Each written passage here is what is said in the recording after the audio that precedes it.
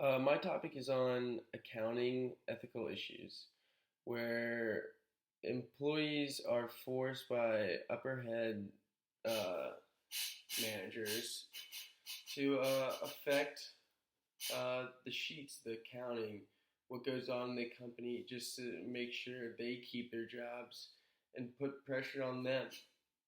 And it's an ethical issue because economically, it shows higher performance, more investors, more money in the company, even though they're not actually making that money. And it's very bad. It's very fraudulent, and it happens a lot. And I'll be discussing what happened with Toshiba from 2008 to 2014 when an investigation went down, and how is it unethical and what happened in this ethical behavior. My topic is on Toshiba's scandal in 2014, where Toshiba overstated operating profits of over $1.2 billion between 2008 and 2014, where employees overstated and improperly used the value of their inventories. Why is this important? Toshiba's scandal was one of the largest principal agent problems of all time. A principal agent problem is when a problem arises where two parties have different interests such that the principal cannot directly ensure that the agent is always acting in their best interests, particularly when activities that are useful to the principal and are costly to the agents. So, in the fact of this scandal, Toshiba was asking for quotas that couldn't be met by the managers, and if they could not meet them, they'd find someone who would. So ethically, this is a horrible problem because if you're a manager, then you're going to meet that quota because you don't want to lose your job. And this happened in multiple different branches of Toshiba, and it's very unethical because it's a company putting pressure on you to make an unethical decision, and you can't work in that kind of situation. You have to keep your job. You have to make money. You have to feed your family, and that's what happened. Why is this an ethical issue? Well, it's always been an ethical issue. We've seen this in finance. We've seen this in educators and test scores. We've seen it in sports. We've seen it with Wells Fargo, um, squeezing more profits from their consumers. Performance pressure likes cheating. When employees feel threatened, it's just never good.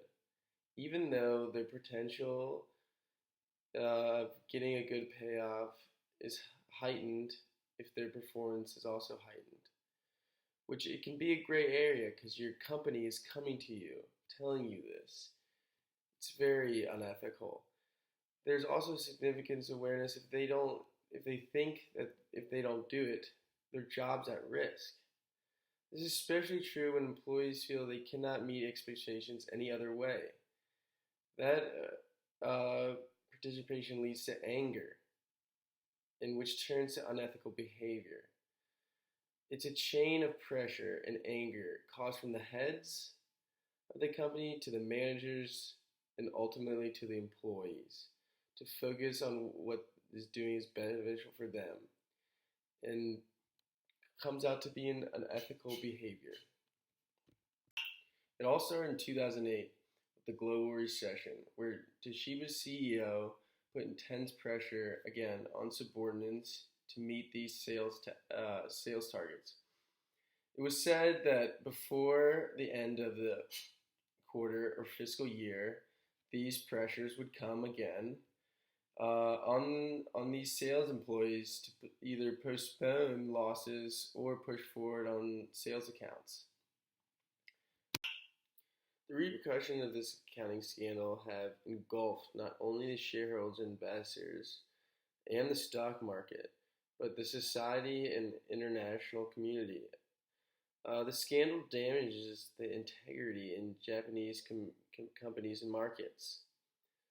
But truly, the ones that were affected were the investors. They were investing their money thinking that the company was doing great. It looked like the profits were 1.2 billion above what they were. Individual investors, obviously mad, uh, claimed suffrage losses and inevitably took Toshiba to court literally 20 days after investigation happened. These investors claimed that Toshiba violated the Federal Securities Act and demanded compensation for the losses that happened. And rightfully so. Why is this a problem? Well, you can't go around lying about how well your company is performing, obviously. But how did the company respond? This is one of the big things I think. It's very happens a lot with this sort of fraudulent activity where uh, putting pressure on your employees. But to see when it all comes back to bite you, it's a scapegoat. You say, "Oh, the employees, it's all their fault." And you see this in a lot. You see this in Chernobyl. I mean, obviously, that's a very huge jump. But yeah, it's the blame game. Blaming who's responsible, even though everyone's responsible. And if you go and look and see the interview after of the CEO explaining what happened, it's a blame. They blame the managers. It's not right. You can't let that happen. And what they do is you get a bunch of board members, 16 in fact, 16 board members had to resign. Obviously, throwing people off the scent, making people resign. Half their board was gone. And so, just to show that, oh, we're so sorry, even though you're just getting rid of the person that it wasn't technically their fault. Well, the ethical theory that, not that I would choose, but I think what happened was less harm. Less harm came to Toshiba. They said they're a big company and we'll do what's the least harm to the least amount of people. But the ethical theory that I would use is justice, I think. $1.2 billion in fraudulent accounting. I don't even know how you're still in business. That's insane. That is so much money, and only a couple court cases, investors got what they got their money back. I don't see how they're still in business. It's just a few people got fired. I think justice would be my response, and the circumstances they could be justified exist in the case. And do I agree with the company did? Absolutely not. I mean, how can you agree with that? It's very unethical. Um, what could have been done differently? A lot could have been done differently. I think again, going back to the ethical theory of justice, I think a lot of things could have been learned. I think because I think this is still going on, and you need to make an example of these big companies, and these big companies get the Lehman Brothers should get bailed out. You have to have more consequences to learn. Um, I think a great saying is a smart man learns from mistakes, but a wise man learns from other people's mistakes. And I know if that was a big problem, not as many people it would happen again. And so that's my project. Thank you so much.